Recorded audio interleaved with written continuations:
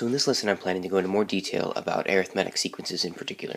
And the one big thing you really need to know about arithmetic sequences is there's a formula.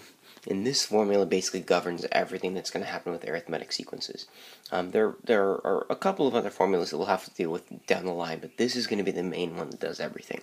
So based on the previous lesson, I hope you guys at least recognize what all these terms mean. This first thing says, hey, okay, the nth term in the sequence. So some term down the line in the sequence is equal to u sub 1 is the first term in the sequence, plus n minus 1. N is the index of this number. So if this is the 17th term in the sequence, great, then this is 17. And then d is just the common difference of the sequence. Something that's incredibly vital about this formula is that you understand that you have to pick what n is going to be. Like when you're walking through a problem, you get to pick what that value of n is going to be. And that'll be clear as we get to some problems. But the idea is going to be anytime you use this formula, the value of n that you use here and the value of n that you use here have to be the same. So if the problem is talking about the 17th term of the sequence, n is probably 17.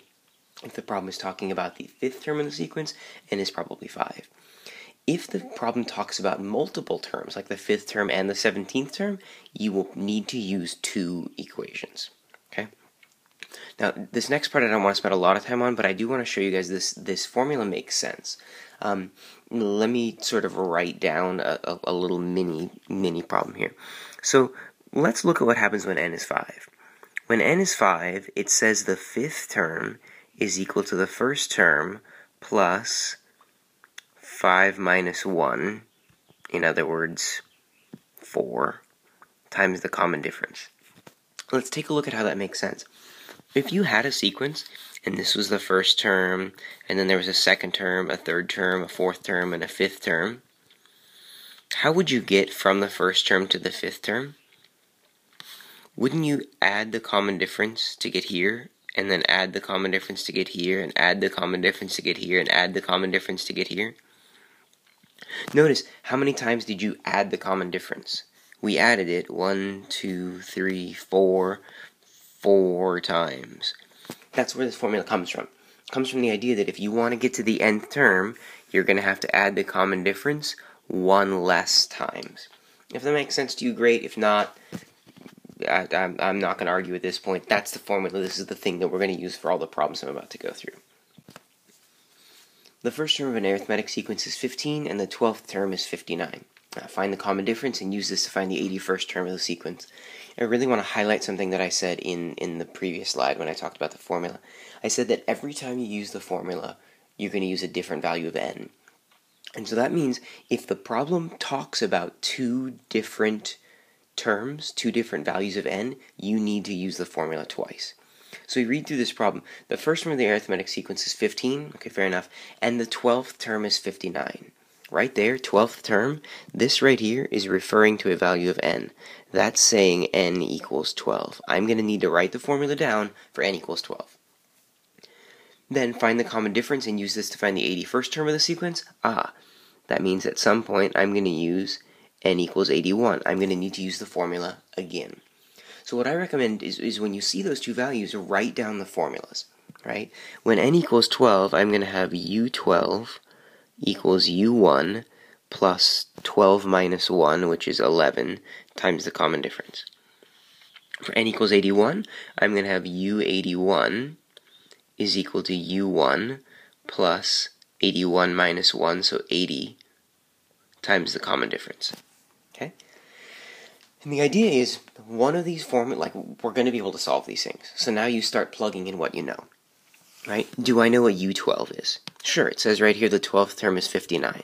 So 59 equals the first term, which is 15, plus 11 times the common difference. I don't know the common difference, so I'll leave it as a variable. Now I have this nice little one variable equation that I can solve for d. If I subtract the 15 over, I'll get 44 equals 11d, which means d is 4. This is now information that can be used in the rest of the problem. Further, it actually answers part of the question. They want us to find the common difference. Dude, we found it. Right?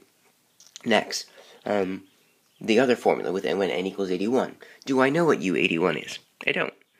I don't know what the 81st term is. In fact, I'm supposed to find it. So I'll write that equals the first term, which is still 15, plus 80 times the common difference. I didn't know that before, but I know it now. It's 4. Right? So this means U81 is 15 plus 320, which means the 81st term in the sequence is 335. And we're done.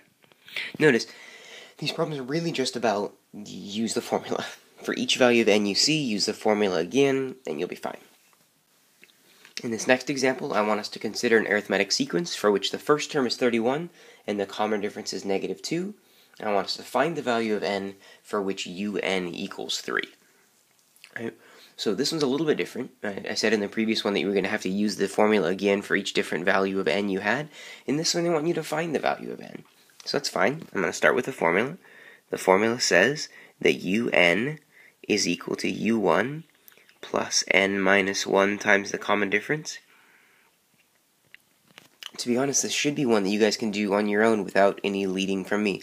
If you have this formula, you should be able to plug things in and do this.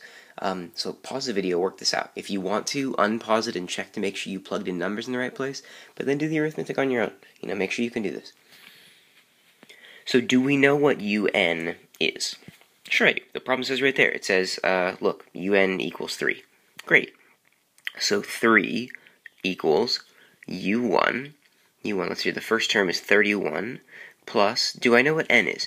No, in fact it says find the value of n. So I'm going to leave this as n minus 1, and then the common difference is negative 2. Great.